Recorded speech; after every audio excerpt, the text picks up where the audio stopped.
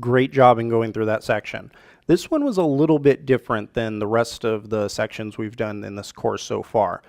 Early on, we relied on generators to create a lot of the code for us.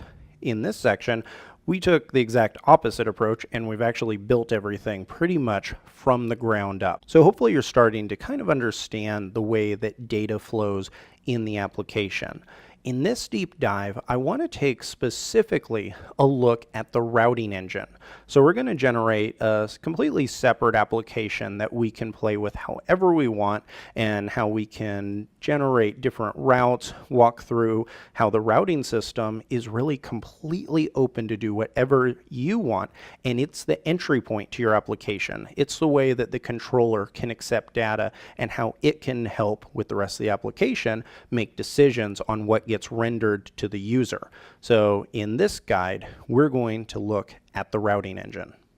I'm especially excited about this deep dive, and the reason why is because in Rails, the routing system is the entry point to the entire development process.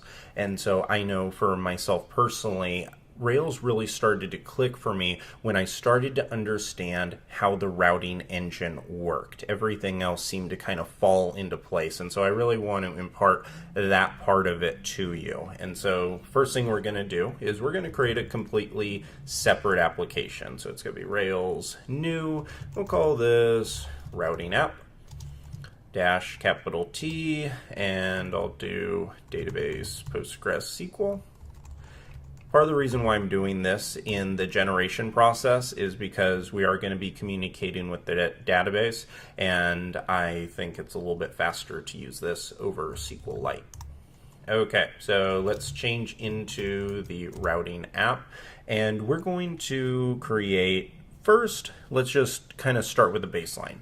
So I'm going to start just with a regular scaffold of blogs, or a blog. So I'm going to say Rails G scaffold blog, and we'll give our title string, body, text. We've done this a number of times, and hopefully it's starting to become a little bit more familiar to you. But so we're going to generate all of our blog functionality right here.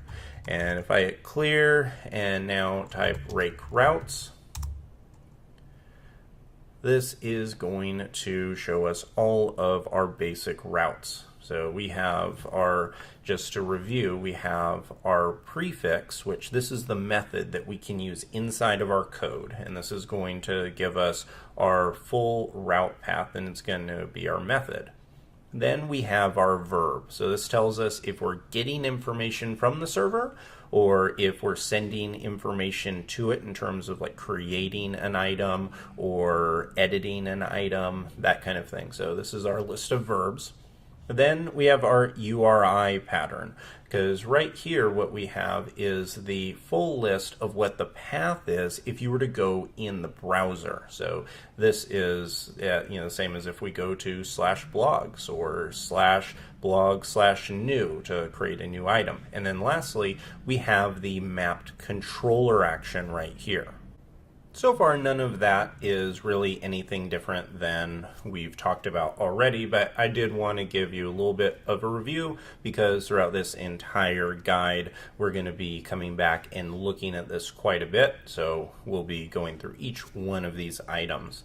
I'm going to open up the code base and pull it up right here.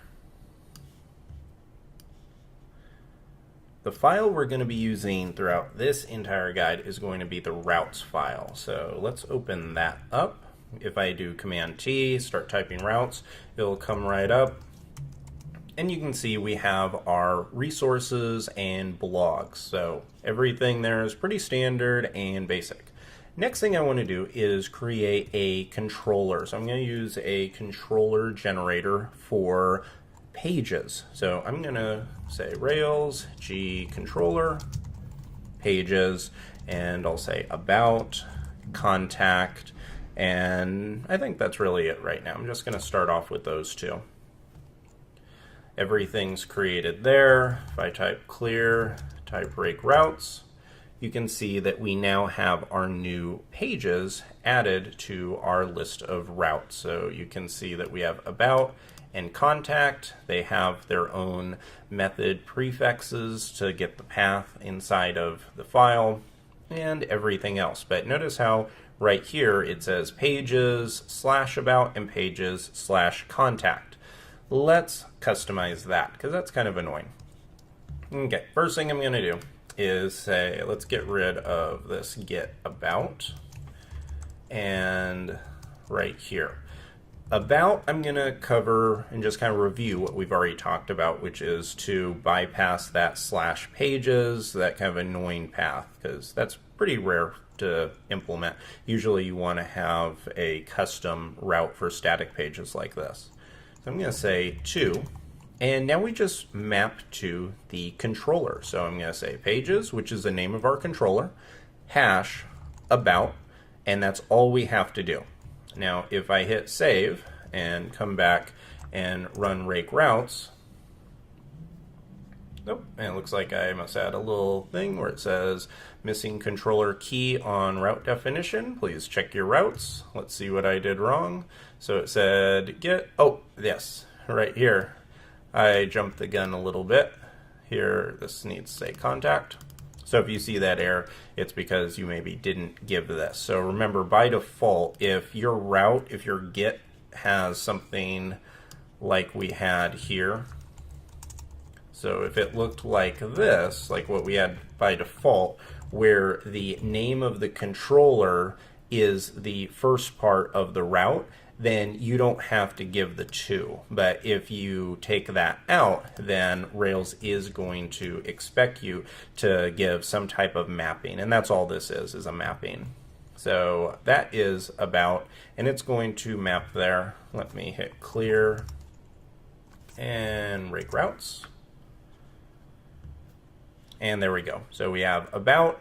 Nothing has changed except now it says / about instead of / pages about. Something that is very helpful. But that's only a little glimpse of the kind of customization you can do. So let's imagine that our contact page started as a contact page, but then our client came to us and said, hey, this is no longer a contact page, this is a lead generation page, and we need to have a very specific URL. And this is something that I've been asked to do multiple times, so I thought it'd be handy to do here. So instead of this even saying just contact by itself, we can pass in literally any path we want right here. So I can say this could be lead gen / advertising / landing page / lead. It could say something like that. I mean, you can have it. I said that just to say that you can literally put anything you want. I could put ASDF like that, and it is going to generate a route for us. So let me just leave it exactly like this, just to prove that we can create literally any route we want. Now if I do rake routes, you'll see that we have this crazy long URL, but if I open up, and I'm going to open up a new tab here by hitting Command T, and in the background I'm going to have the Rails server going the whole time. Now if I open up the browser and go localhost, first go to blogs just to verify that everything's working. Oh, I skipped one little step. We need to create our database, Rails DB create. If you ever see an error message like that where it says fatal database does not exist, it means that you created the app and didn't create the database, which is perfectly fine. So it's a very easy fix. We also have to run Rails DB migrate. I was so excited about the routing that I forgot some of the basic prerequisites like creating your database and routing and migrations. Okay, now we're good to go. So that created the database and migrated it. Coming back here and going to blogs, all of this works. We have all of our basic CRUD functionality and everything like that there. We also, if I go to About, you can see that About works, and About Pages, like that, no longer will work. So that is good. That's exactly what we're looking for.